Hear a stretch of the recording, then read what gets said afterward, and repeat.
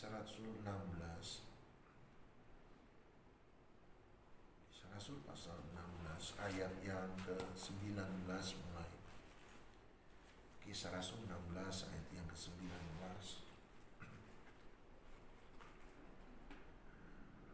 Kisah Rasul 16 ayat 19 mulai berkata, ketika tuan-tuan perempuan itu melihat bahwa harapan mereka akan mendapat penghasilan lenyap, mereka menangkap Paulus dan Silas, lalu menyeret mereka ke pasar untuk menghadap penguasa.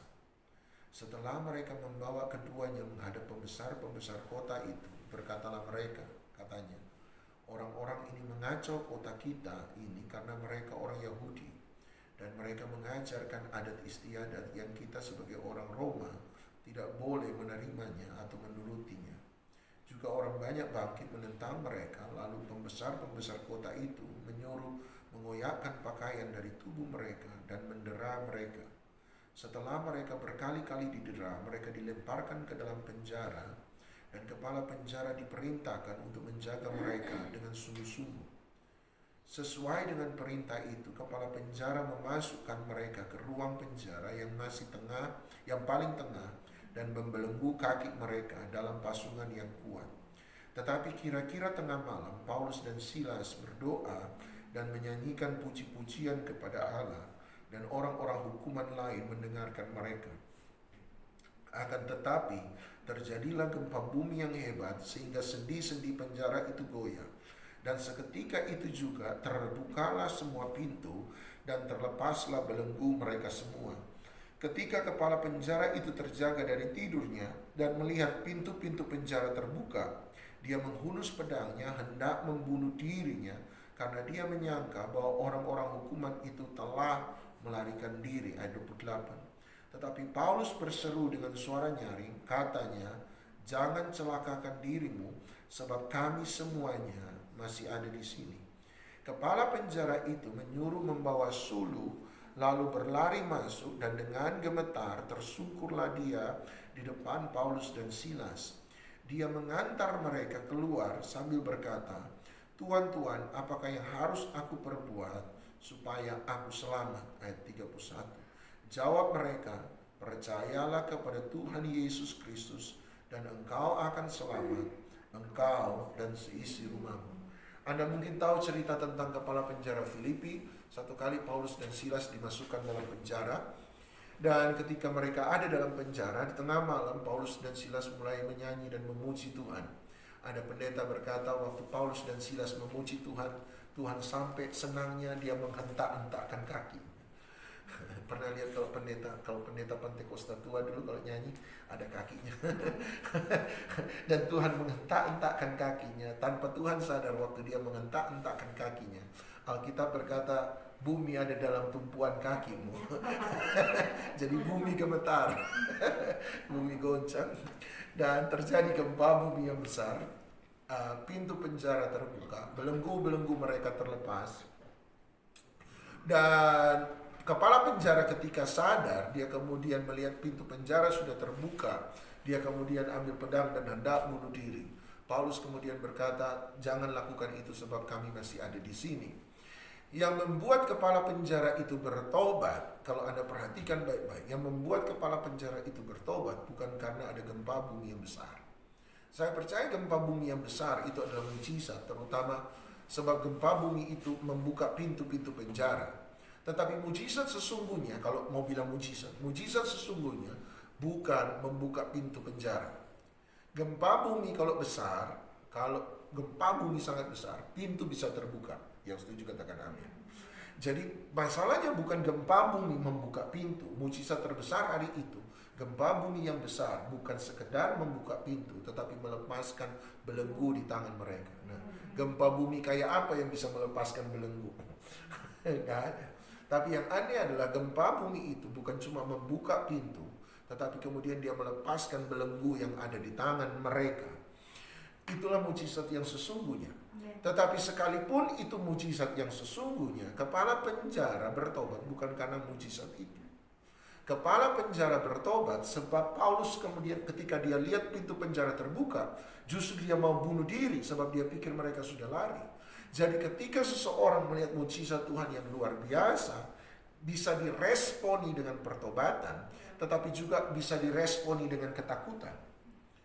Yang membuat dia bertobat, kepala penjara bertobat hari itu, bukan karena mujizat yang besar, tetapi yang membuat dia bertobat, sebab Paulus dan Silas berkata, jangan lakukan itu, sebab kami masih ada di sini. Buat saya kata kami masih ada di situ itu penting. Kami masih ada di sini artinya buat saya nomor satu. Kami masih ada di sini artinya nomor satu sebab kami berpikir dengan cara berbeda seperti yang kamu pikirkan. Anda lihat kalau orang di penjara, kemudian pintu penjara terbuka, tidak ada yang menjaga, belenggu terlepas, maka mereka akan lari. Tetapi yang menariknya adalah hari itu tidak ada satupun yang lari. Kenapa?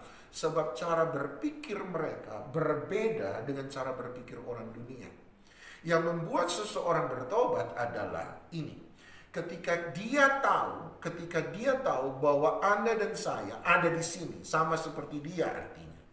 Artinya kesulitan yang dia alami, kita juga mengalami. Orang bertobat sebab mereka melihat persoalan yang dia alami, Anda dan saya juga mengalami. Tantangan yang dia alami, Anda dan saya juga mengalami. Tetapi sekalipun kita mengalami tantangan yang sama, kita mengalami persoalan yang sama, kita mengalami masalah yang sama, tetapi respon kita berbeda. Itu yang membuat orang bertobat bukan karena dia melihat kita orang Kristen seringkali jadi aneh dalam pemikiran orang dunia. Sangat aneh sebab kita melakukan hal-hal yang memang aneh kalau saya mau jujur. Yang tidak dimengerti bahasa alien yang tidak dimengerti oleh orang dunia. Padahal orang dunia akan bertobat ketika mereka bisa melihat bahwa kita menghidupi kehidupan yang sama, masalah yang sama, tantangan yang sama, persoalan yang sama, kesulitan yang sama. Tetapi yang membuat mereka bertobat ketika mereka melihat bahwa kita memiliki respon yang berbeda dengan mereka. Ketika ditantang, ketika di penjara, yang lain yang mengeluh. Tetapi yang menariknya adalah ketika di penjara, Paulus dan Silas memuji Tuhan. Itu yang membuat orang bertobat. Sebab mengapa di tengah-tengah kesulitan ada banyak orang berusaha stres, mau bunuh diri, tetapi justru Anda yang disebut orang percaya, Anda masih bisa memuji Tuhan. Kita punya masalah yang sama, kita mengalami tekanan yang sama, kita mengalami persoalan yang sama, tetapi kita memiliki respon yang berbeda. Dan disitulah kesaksian kita sesungguhnya. Kesaksian bahwa, kami punya cara berpikir yang lebih baik daripada kamu. Kami bisa melihat sesuatu yang lebih baik daripada kamu. Kami tahu ada hasil pengharapan yang lebih baik dari apa yang kamu harapkan. Sebab kami belajar yang namanya kebenaran. Orang Kristen mula-mula tidak disebut Kristen. Orang Kristen mula-mula disebut pengikut jalan.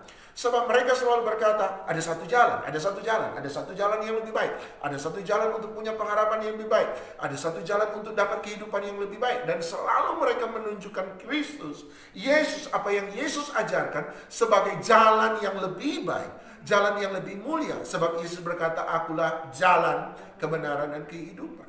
Anda lihat kita boleh mengalami masalah yang sama. Tetapi kalau kita punya respon yang sama, maka kita tidak akan pernah menjadi kesaksian bagi mereka. Kalau mereka marah kemudian saya marah, terus apa bedanya saya dengan mereka? Kalau mereka kecewa kemudian saya juga kecewa, apa bedanya kita dengan mereka? Kalau mereka tidak mau mengampuni kemudian kita juga tidak mau mengampuni, apa bedanya mereka dengan saya? Selama tidak ada perbedaan dalam respon, tidak ada perbedaan dalam tindakan, tidak ada perbedaan dalam perlakuan, maka orang tidak akan pernah bisa bertobat melalui kehidupan Anda dan saya. Makanya Paulus berkata, kami masih ada di sini. Kenapa kami masih ada di sini? Sebab seharusnya menurut kamu kami lari kan? Tetapi kami punya respon yang berbeda. Kami punya reaksi yang berbeda. Kami tidak melakukan sesuatu merugikan orang lain. Tetapi kami percaya kalau kami lakukan yang benar, Tuhan akan buka jalan sekalipun tidak ada jalan. Amen. Yang kedua buat saya, kami masih ada di sini. Bukan hanya bicara tentang saya punya respon yang berbeda. Tetapi yang kedua, kami masih ada di sini bicara tentang bahwa kami peduli dengan kamu. Kenapa Paulus dan Silas tidak keluar?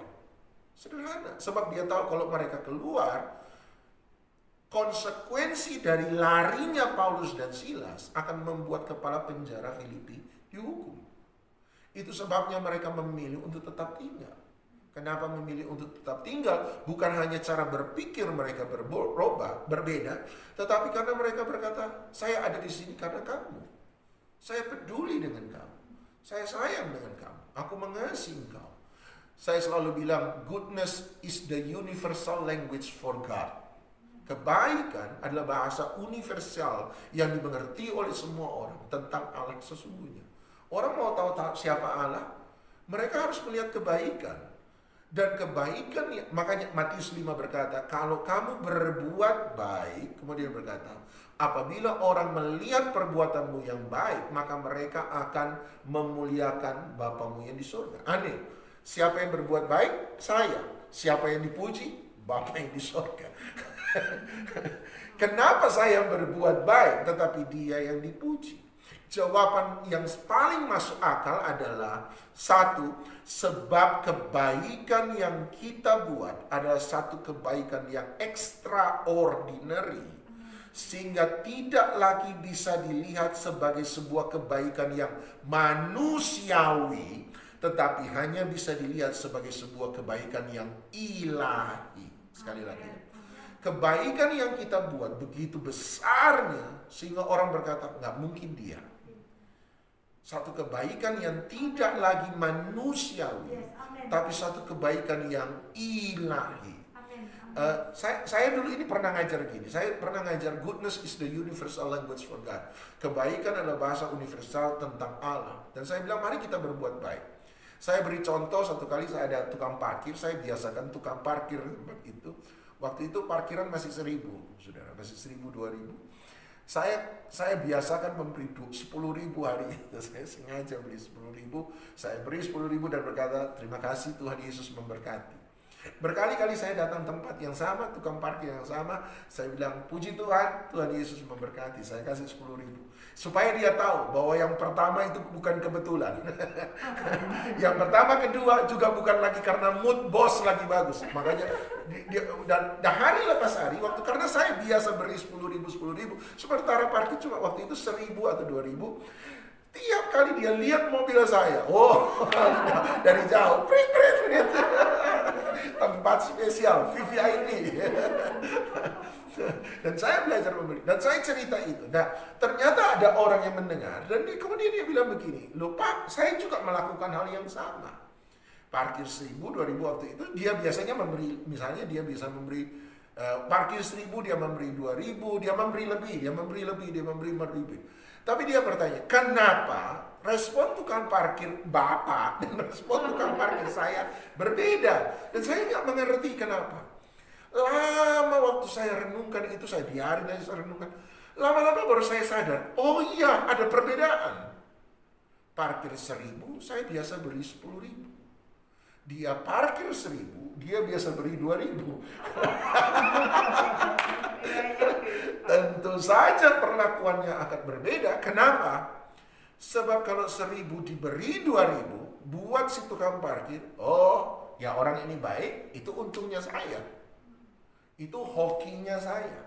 Tetapi ketika 1.000 Anda beri 100.000, itu bukan kebaikan biasa.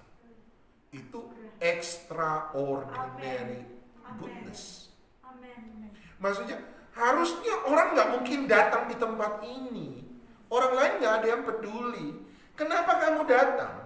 Kepedulian kita, kebaikan kita itu menjadi extraordinary goodness. Kebaikan yang tidak biasa. Kebaikan yang begitu besar. Pernah dengar orang kalau bersaksi begini, saudara-saudara hari itu waktu itu saya mangkel sekali. Kalau secara manusia, saudara, tunggu, secara manusia?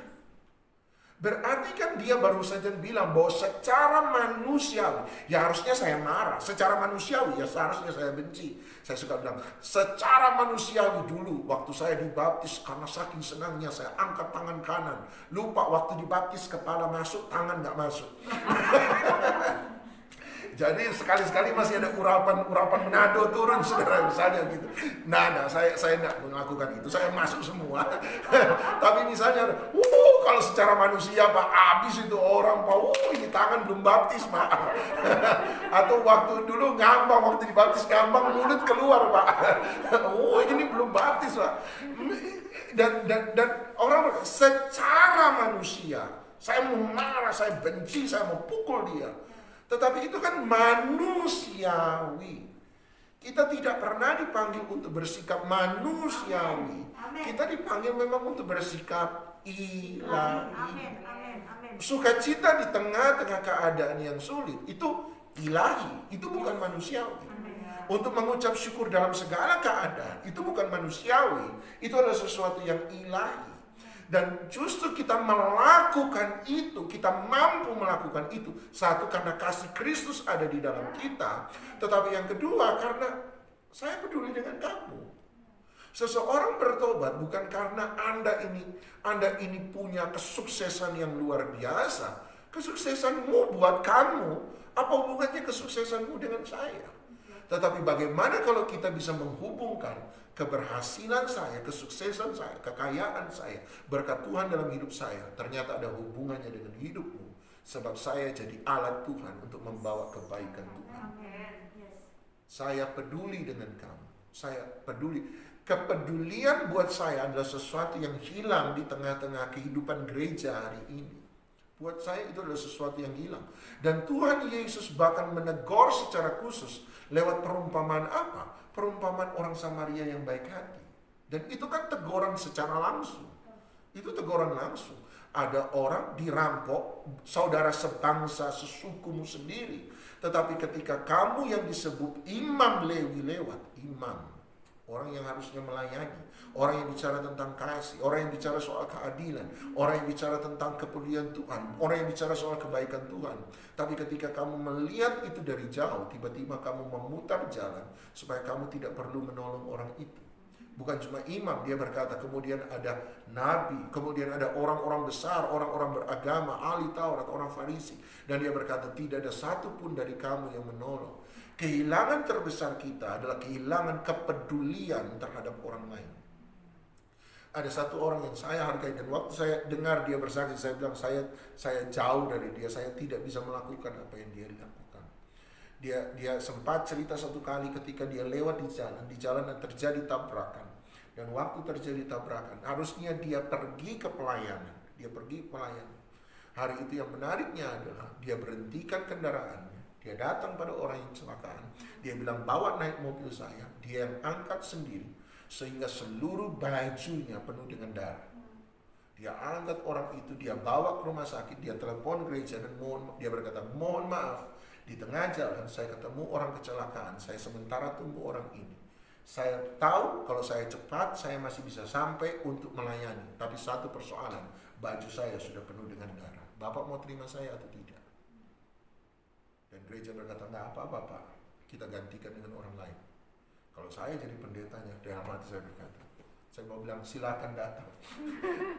Saya akan mau bilang sama jemaat, perhatikan pendeta hari ini, bajunya penuh dengan darah. Sebab dalam perjalanan ke tempat ini, dia lihat orang kecelakaan, dia angkat orang itu, dia bawa ke rumah sakit, bajunya penuh dengan darah, makanya dia terlambat. Kita akan tunggu dia, dan sekarang dia sudah datang, lihat bajunya penuh darah, dan buat saya itulah khotbah terbaik hari itu. Dan saya bilang, Pak, saya datang, Pak, kalau saya dalam perjalanan ketika lihat orang kecelakaan, sudah banyak orang yang lihat orang itu, kemungkinan besar saya akan terus. Dan saya bilang, hari itu kalau waktu Anda cerita itu, saya dengar dia saksi, dan bilang, waktu Anda cerita itu, saya merasa sayalah orang Lewi dalam cerita orang Samaria yang baik hati. Dan saya bilang, jujur, saya nggak bisa lakukan itu. Saya bilang, saya hargai Anda sampai hari ini. Orangnya biasa, tapi saya berkata, saya hargai Anda lebih dari segala sesuatu. Saya hargai. Sebab saya tahu Anda melakukan suatu kebaikan yang Yesus sendiri akan lakukan. Kalau saya pendeta, saya bilang silakan datang. Kami akan tunggu Anda. Selama mungkin saya akan tunggu Anda. Sebab baju berdarah hari itu justru akan menjadi khotbah yang terbaik. Ada orang yang berhenti menolong orang lain. Sebab Orang tidak bertobat karena teori-teori yang panjang. Orang bertobat karena kehidupan yang mengasihi dan peduli pada orang lain. Yang ketiga, nomor 1, kami ada di sini sebab kami berbeda dengan kamu. Kedua, kami ada di sini sebab kami peduli dengan kamu. Dan yang ketiga, kami ada di sini sebab kami melihat sesuatu yang lebih besar daripada sekedar ini. Kami ada di sini sebab kami melihat pada sesuatu yang lebih mulia, sesuatu yang lebih besar. Ada dong alasan mengapa seseorang tetap tinggal di tengah-tengah penjara sementara dia punya kesempatan untuk keluar. 1, tadi saya katakan, sebab kami peduli dengan kamu. Kedua, sebab kami berbeda dengan kamu. Tapi yang ketiga, sebab saya melihat sesuatu yang lebih mulia, upah yang lebih besar. Sama seperti Ibrani 11 berkata, Musa meninggalkan istana Firaun sebab dia melihat upah yang lebih besar. Ada sesuatu yang lebih mulia. Dan apa itu? Dan saya satu, kebaikan yang kita buat untuk orang lain, lahir dari kepedulian kepada orang lain, itu akan membuat kita mengalami Tuhan yang sesungguhnya. Amen. Ada satu buku Leo Tolstoy, jadi seorang penulis Rusia Kristen di zaman lalu. Dia bilang begini, di mana ada cinta, di situ ada Tuhan. Wah, dan buat saya itu luar biasa. Di mana ada cinta, di situ ada Tuhan. Ketika Paulus dan Silas melakukan itu demi cinta, saya percaya mata mereka memandang pada Tuhan. Mereka memandang bersama dengan Tuhan. Mereka berjalan bersama dengan Tuhan. Tadi saya katakan bahwa kenapa dia melakukan itu? Karena Tuhan. Karena Tuhan. Dan buat saya upah terbesar kita adalah ketika kita melakukan semua kebenaran. Bukan supaya dipuji baik, tetapi karena kita melakukan semua kebenaran. Kita mengalami Tuhan dalam ketaatan kita. Ada seorang rabi ditanya begini. Anda lihat Mazmur 1 ayat 2, tetapi yang kesukaannya ialah merenungkan Taurat Tuhan. Kesukaannya ialah Taurat Tuhan dan merenungkannya siang dan malam. Perhatikan kata kesukaan. Dia ditanya, mengapa seseorang belajar firman? Mengapa seseorang belajar Torah? Dia berkata begini, saya belajar Torah, saya belajar firman Tuhan. Saya mengucapkan, memeditasinya, mengucapkannya berulang-ulang. Itu bukan supaya saya bisa melakukan, bukan supaya saya bisa taat, tetapi supaya saya bisa menjadi sama seperti yang dia suka. Menjadi sama seperti dia. Ketaatan luar, outer obedience, tanpa inner submission, tanpa penundukan di dalam, itu bukanlah sesuatu yang menyenangkan Tuhan. Orang Israel waktu ada di Mesir taat kepada Firaun, setuju? Firaun suruh tambah kuota, harus tambah kuota. Sebab mereka berarti orang Israel taat kepada Firaun. Tapi pertanyaan saya, apakah ketaatan orang Israel kepada Firaun lahir dari sebuah hubungan yang ada di dalam? Jawaban enggak. Mereka taat sebab mereka diperbudak. Tuhan tidak pernah memperbudak siapapun juga. Saya Pak Kuana setuju. Kita adalah hamba Tuhan, tetapi Tuhan tidak pernah memperbudak kita.